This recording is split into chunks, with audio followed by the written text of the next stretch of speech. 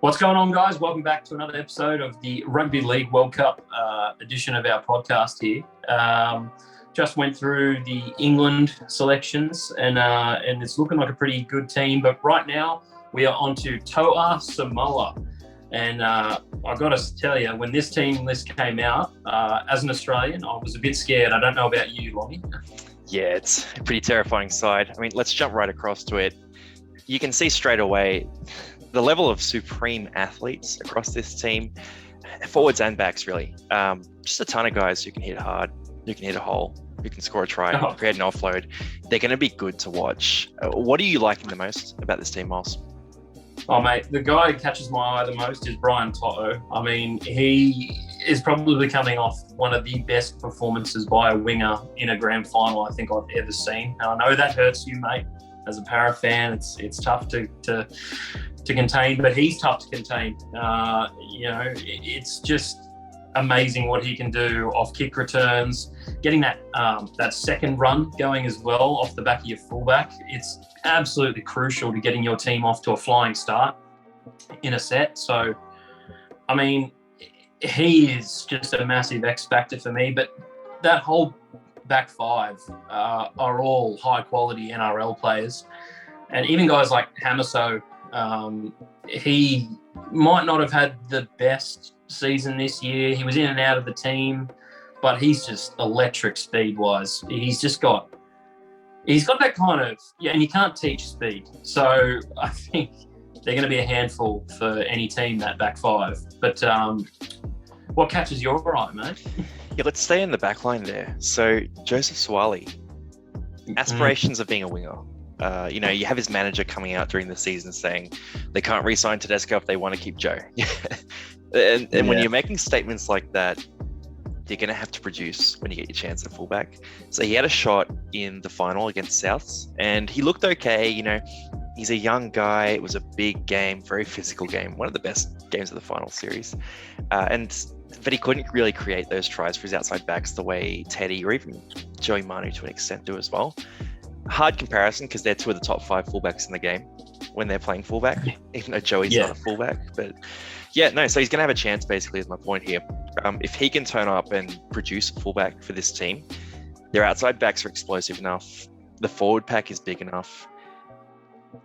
The spine is the question. So while he's part of that, I think he'll show out. Where I think they might struggle a little bit, Milford can get it done at 6, but I think Jerome Luai might struggle as well. And this is partially me being a Para fan who kind of wants to see him fail a bit after all the kicking and celebrations afterwards, all that sort of stuff. I kind of want this team to do well, but Luai not to do well almost. Like he plays hard and he's a real competitor, but I just kind of hate Penrith right now. So and he's sort of the face of the point.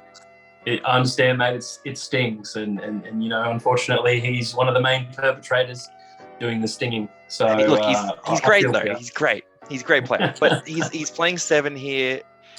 There's no Cleary to walk him through. I think they can struggle on that side of things. Kicking game. All on him. Yeah, game management. They might look a little directionless, and that's why I've got England beating them in the first game. But I think they'll go deep, just on the back of the explosiveness of this team. Is there anything else that you're loving looking at this roster? Yeah, look, one thing I do love, and I find it interesting that this team has been put up as their best 17. I think guys like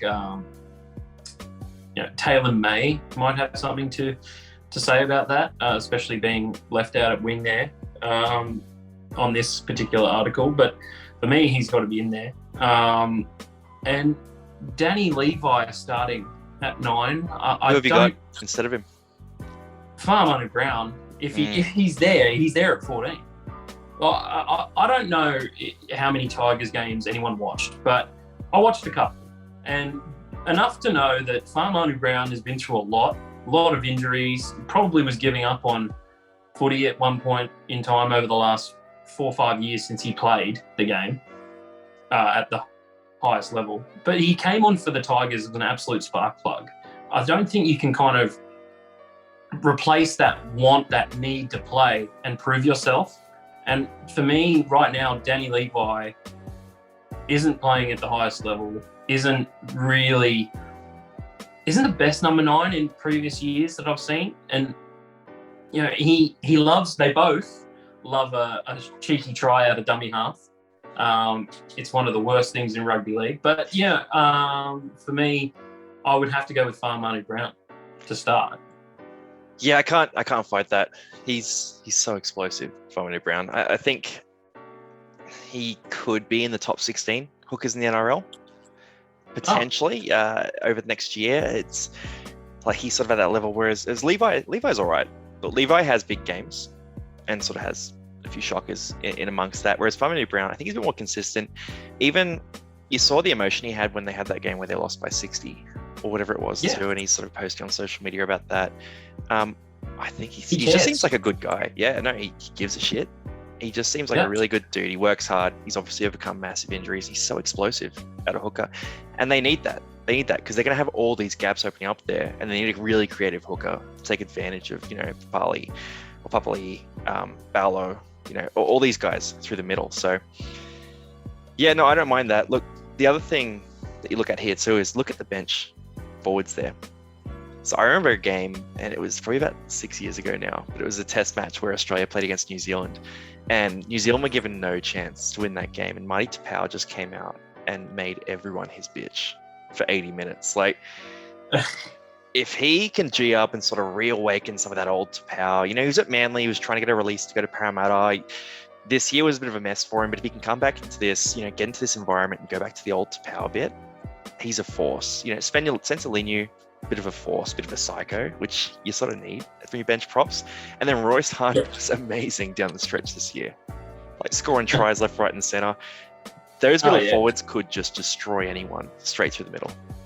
I mean, even Lenu, like when Penrith were bringing Lenu off the bench, he was murdering blokes left, right, and center. So, what I do think though is that bench lacks a bit of shall we say, depth at second row.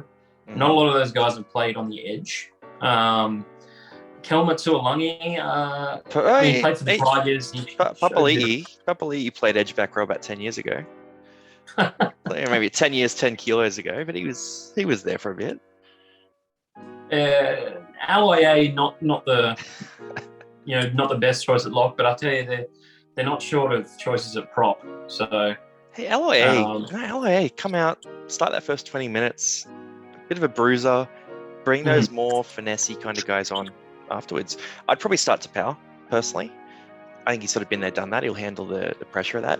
But no, I don't mind that. Look, yeah, you're right about the edge back rows. I do agree with that. I mean, Jaden Sewer's a freak, but Tuolangi is good, but hasn't stayed fit consistently this year. So you can't really count on him for 80 minutes. Isaac Tungo has some back row experience previously. You potentially put him there. I mean, yeah, look, it's a tough one, but that's what we're saying about this team, right? Like, they're really talented, but it's just not the most balanced roster. Like, if they could move a few guys around or swap a few really talented guys in certain positions for, other spots, they probably would. Yeah, look, I think that the guys that aren't in that best 17 as well are going to come to help when they need it too. Like, Tyrone May's in there. Luciano, if he doesn't get suspended, is probably one of the biggest omissions if he doesn't get through that domestic violence case. But, we'll see what happens there. I think if Milford and Luai go down, they're in a bit of trouble. They got Harris Tavita in there, but how much does he want to play rugby league at this point in time? He's probably going to have a nice swan song at the World Cup and go off to do whatever a young man of his age does. But I just think they're probably going to finish second in their group. I don't know about you, but we did say that England would potentially get over them in that first match. Is that still your thinking? It's going to be a big game. I just think the advantage in the spine for England is too much. I think Sam Williams is just so much better at 7 than Jerome Luai. Luai's the better player, but Sam Williams is just such a good 7. Like, he does what he needs to do at 7. Tompkins is so experienced at fullback. Like, look, either team could win, but I've got England sort of game managing their way to a win. saying that, if these guys come out, hit hard and sort of destroy them through the middle, England's forward pack's a bit old, so maybe they don't come with that same intensity that some of these guys do. Maybe when these bench forwards come on, they really blow through the middle, and maybe Fairmanu Brown comes off the bench or Levi comes off the bench and just starts tearing holes through the middle as well. They could win, but I've got England beating them by a small margin, and I know you've got the same thing, right? Yeah, I think I said less than 6 points. So, I mean, there's going to be nothing in it, in my opinion. But yeah, it just depends on who can, get in the grind and kind of establish that dominance, and whether England can hold off that massive forward pack. I think Samoa could tire out after that. So yep. England should have the fitness, but whether they can weather the storm is definitely the key there. But these two, England and Samoa, should easily be going through to the next round. Oh, 100%. So X Factor then. Who are you taking as the X Factor player here? Well, I couldn't go past the bloke that I initially highlighted at the start, Brian Toto. I mean, if you give the guy too much space, too much room, he's going to make something happen. I mean, we saw the game-changing try he scored against the Rabbitohs in that preliminary final. It's just beast mode. Like, the bloke can turn it on at a flick of a switch. So if you're not on him, as soon as he gets the ball, look out, because he's going to rip through as many players as he can and potentially take you out with it. So for me, it's Brian Toto. Bit odd picking a winger, but he changes the game. No, he could be the top media gainer of the tournament. And look, he's playing outside his club mates as well. So he's there with Stephen Crichton, he's there with Tonga. I don't know which one's going to play with him. Yeah, Levi too. Like, they're going to form a bit of an edge there. For me, it's the front row, so I can't split Junior Paulo and Josh Papali'i. Yeah.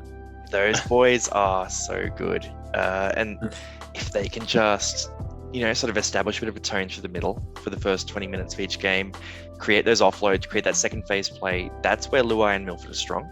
If you're given set pieces and it's slow play the balls, spine's not good enough. But if you can give them a bit of second phase play and give them a bit of a fragmented sort of defensive line to run at, then this team is, has unlimited potential. So those boys are going to be the big point for me. If they're not making 5 offloads each per game, then as a coach, I'm telling them, throw it more.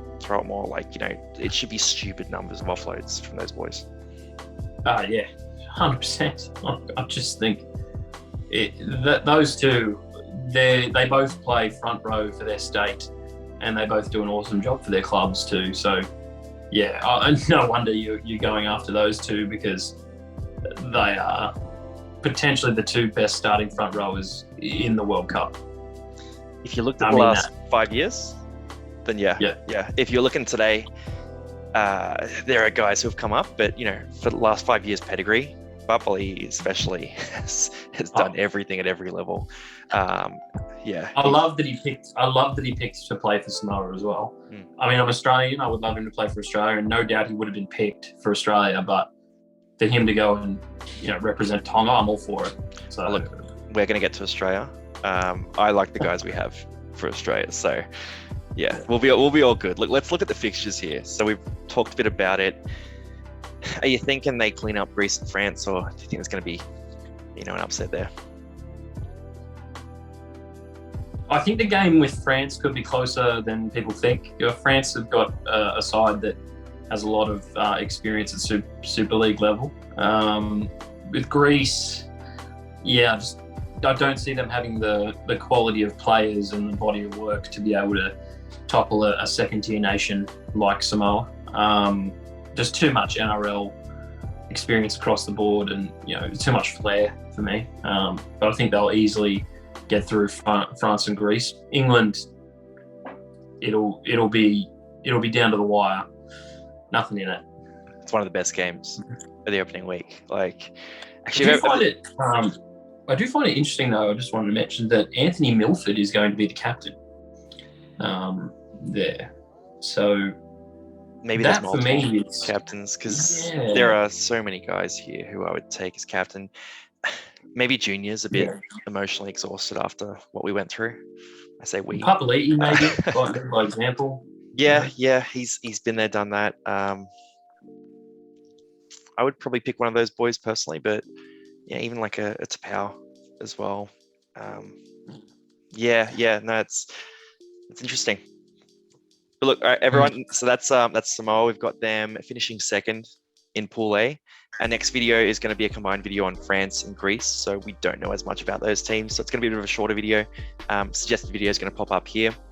But yeah, feel free to join us for that. And look, feel free to comment if we've missed anything on the Samoa team.